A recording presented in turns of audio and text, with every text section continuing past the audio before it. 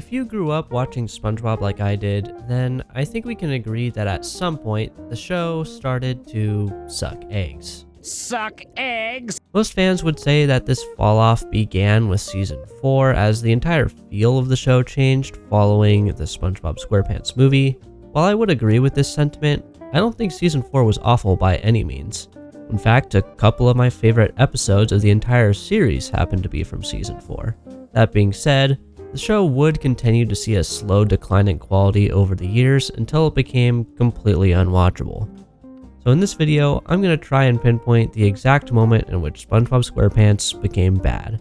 You can actually pinpoint the second when his heart rips in half. We will begin our conversation today by discussing Season 4 since the season is such a hot topic in this debate.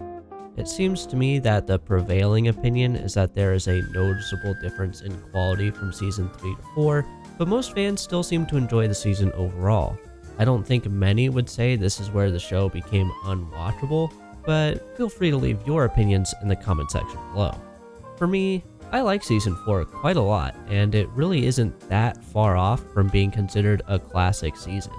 That might be a hot take, but to me, the average quality of each episode in Season 4 isn't that far off from Season 3, and there are several standouts that can compete with just about any classic era episode.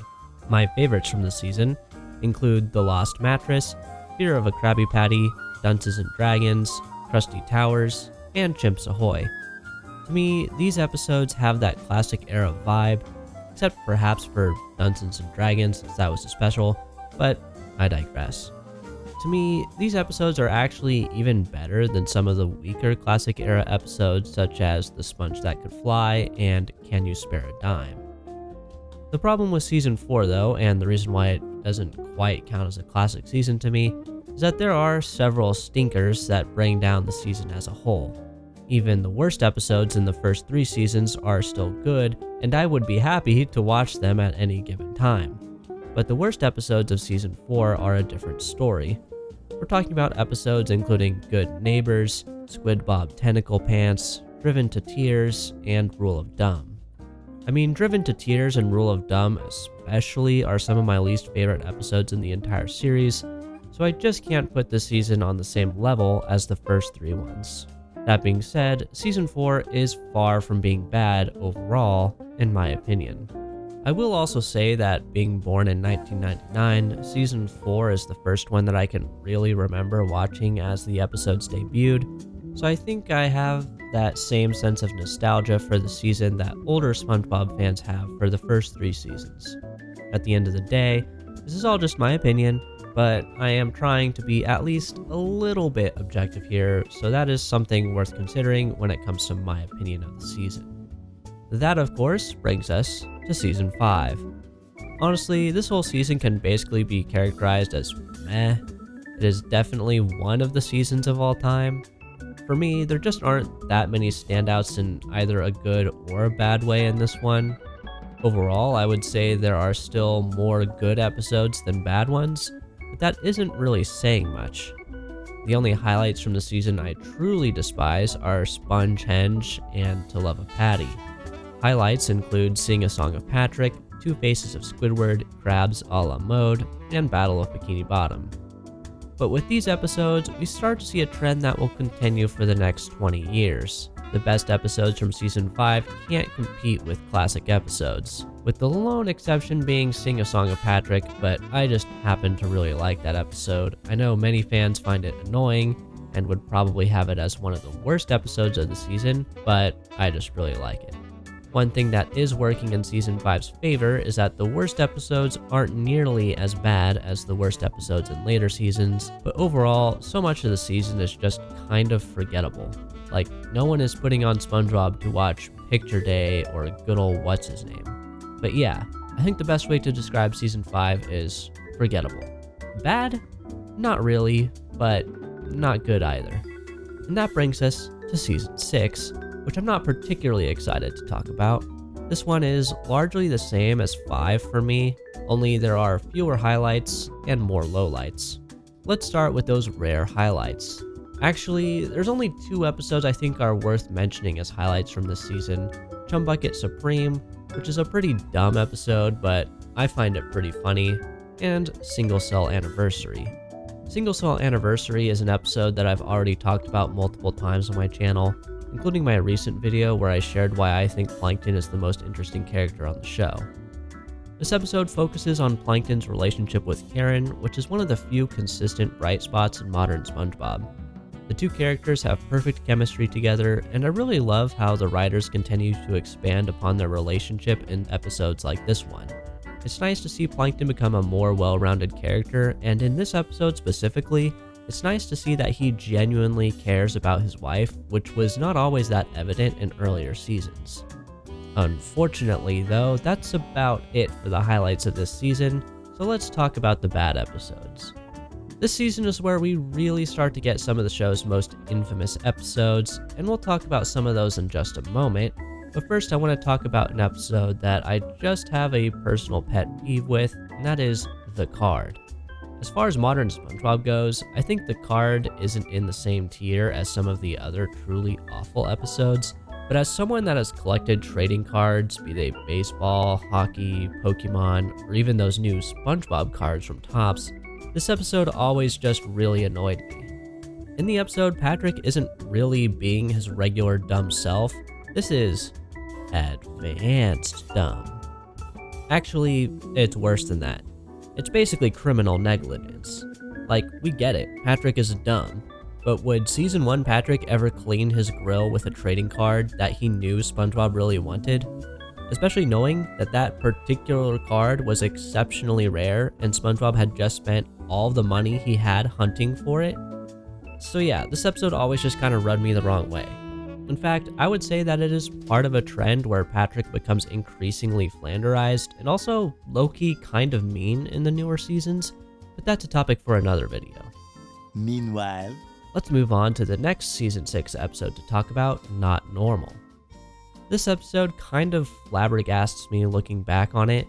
The show's writers really said, let's take SpongeBob's personality and push it somewhere else.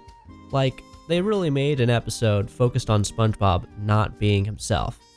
They do realize that SpongeBob's personality is what made the show so successful in the first place, right? I also feel like this episode kind of teaches kids to not be themselves in order to fit in more with their peers, which isn't a very good message in my opinion.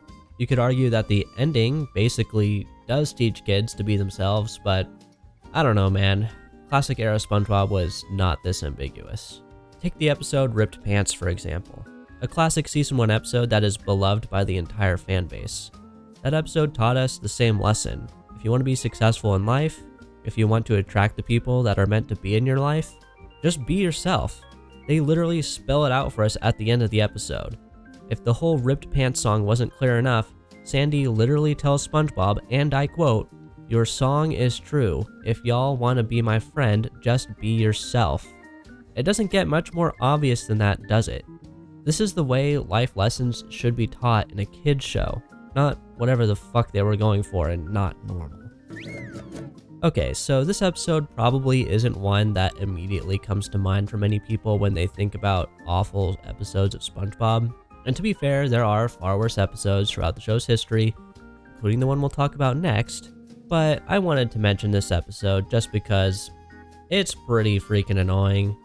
This is a trend that gets worse as we get into later seasons as well.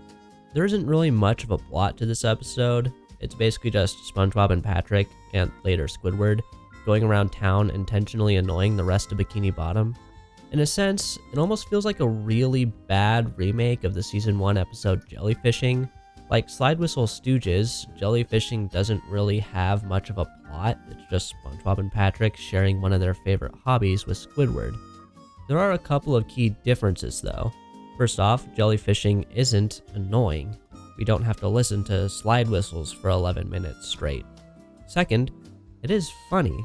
It's far from the funniest episode of SpongeBob, but we do get the iconic firmly grasp it in your hand. Firmly grasp it. Firmly grasp it! That scene clears anything Slide Whistle Stooges has to offer, or anything Season 6 has to offer in general, to be honest. The final difference between these episodes is SpongeBob and Patrick's intentions. In Jellyfishing, they genuinely just want to spend some time with Squidward and just generally have a good time. Squidward does end up getting hurt, but they didn't want that to happen, and to be fair, that was kind of Squidward's fault too. In Slide Whistle Stooges, however, they are actively being kind of mean. Like, yeah, it's pretty much harmless, but the rest of Bikini Bottom is clearly not happy about it, to the point where they start a freaking riot. Sadly, these just aren't the same SpongeBob and Patrick that we met in Season 1. You didn't think I was going to talk about Season 6 without mentioning this episode, right? The Splinter is one of the most notorious episodes in the show's history. It's one of the first episodes that came to mind when I started scripting this video, and others have even argued that this episode specifically is when SpongeBob started to be bad. It's not hard to see why people would think that way. For me, there are two main reasons for this. The first is extremely obvious, and that is the use of gross out humor, if you can even call it that. I mean, this episode isn't funny. Period. Instead of jokes, we just get whatever the fuck this is. This is the kind of thing we see more and more often as we get into the later seasons, and it's just sad. But what is more sad than that is Patrick. Look what they did to our boy! This is one of those episodes where Patrick's flanderization is pretty obvious. What happened to the insightful, wise Patrick who taught us to hold our pinky up if we wanted to be fancy? In all seriousness, Patrick was obviously never a rocket scientist or anything, but again, Season 1 Patrick never would have hammered a splinter deeper into SpongeBob's thumb, nor would he have covered said splinter in sludge from the dumpster. To be fair, Season 1 SpongeBob probably wouldn't have let him do either of those things as well, because while he was still naive and not exactly a rocket scientist either, he was far from being that stupid or naive. Finally, that brings us to Season 7. Season 7 is a bit of a weird one for me because unlike Season 6, there are actually a pretty good amount of episodes that I consider good. Highlights from the season include Gary in Love, Squidward in Clarinet Land, Love That Squid, Enchanted Tiki Dreams, and Cracked Crabs. None of these episodes really have the same vibe as the classic era, but they are well worth watching for my money. Unfortunately though, that's where the good news for this season ends. Whereas Season 6 was mostly full of forgettable episodes, but had a few truly awful ones, Season 7's stinkers really stink. Made my eyeballs throw up. I'm not going to talk about every episode from the season in this video, but let's touch on a few of the worst ones, shall we? We'll start with one of the most annoying episodes in the entire show, A Day Without Tears. The first half of this episode is literally just SpongeBob crying. Like, I don't know why they thought this would be a good idea for an episode. Maybe they didn't think it was a good idea, I don't know. But either way, they went through with it and now it exists, and it's probably the best thing I can say about it. Although to be fair, this one isn't as offensive as the next few I'll talk about. You Don't Know Sponge is one of those episodes that really just grinds my gears. It's so sad to see Patrick reduced to this version of himself, and this is arguably the biggest problem with modern SpongeBob. We all know Patrick ain't too bright, but it's genuinely offensive how little he knows about his best friend in this episode. Patrick from the first few seasons was not nearly this dense. I mean, he knows SpongeBob is square. He even says so in the episode I'm With Stupid when he calls SpongeBob box-chested. It's just not funny or entertaining to me to see Patrick like this. He's just not the same character he used to be, and that makes me sad. It is episodes like this one that actually inspired me to make this whole video on Patrick's himboification, so be sure to check that one out next if you haven't already. Like A Day Without Tears though, once again, this episode is not the most offensive from Season 7. For that honor, we have two contenders. In this corner, debuting on January 2nd, 2010, to an audience of 4.28 million viewers, we have A Pal for Gary. And in this corner, debuting on July 19th, 2009, to an audience of 5.37 million viewers, we have Stuck in the Ringer. Oh, you stink! Yeah, these two are right up there near the top of the list of most infamous episodes in SpongeBob history, as far as I'm concerned. Let's begin by talking about A Pal for Gary. This is another episode where flanderization ruins it for me. We all know SpongeBob is a bit naive, and while he's not outright stupid like Patrick, he's never exactly been a genius. But in this episode, he's just so naive, oblivious, and outright dumb. Again, it's just sad to watch. Like, the premise of the episode doesn't suck. I like the idea that he would want to add another pet to his home to play with Gary, but this wasn't it. It's actually infuriating to watch. Throughout the episode, Gary is constantly getting blamed by SpongeBob for things that Puffy Fluffy does, which gets progressively more annoying as it is increasingly obvious that Gary has done nothing wrong. I honestly don't know how anyone could watch the scene at the end of the episode where Puffy Fluffy is literally trying to eat Gary alive and be satisfied by it. Even with Gary literally on the brink of death, SpongeBob is still blaming him for it. And if that wasn't enough, Puffy Fluffy then attacks SpongeBob himself, and he has to be saved by Gary.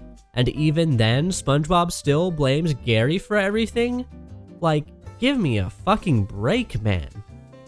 Finally, that brings us to Stuck in the Ringer. Let's just get this over with. From an episode ruined by SpongeBob to one ruined by Patrick, this is another episode ruined by our favorite characters becoming parodies of themselves. Like in The Card, this is another example of Patrick just being maliciously stupid. Obviously, as the title of the episode would suggest, SpongeBob gets stuck in his ringer. Then Patrick randomly comes around and tries to help by using forever glue on him, which obviously makes things worse.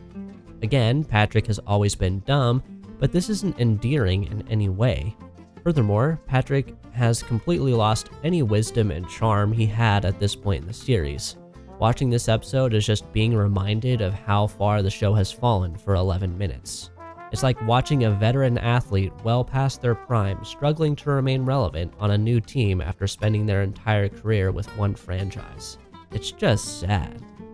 So yeah, while Season 7 does have its better moments, I think it's safe to say that overall, the show was certainly bad by this point. I think there's a reasonable argument to be made that the show started being bad in Season 6, or maybe even Season 5, but for me, this is where I draw the line. I think Season 5 is still more good than bad overall, and 6 is kind of just forgettable, but Season 7 is where things truly take a turn for the worse. But when do you think SpongeBob started being bad? Do you agree with me? If you like this video, please do be sure to give it a like, that would really help me out a lot. If you really liked it, I'll put another video about why I think Plankton is such a good character on screen now for you to enjoy next. That's all for this one. Thank you so much for watching, take care, I'll catch you next time, and as always, never forget to be yourself.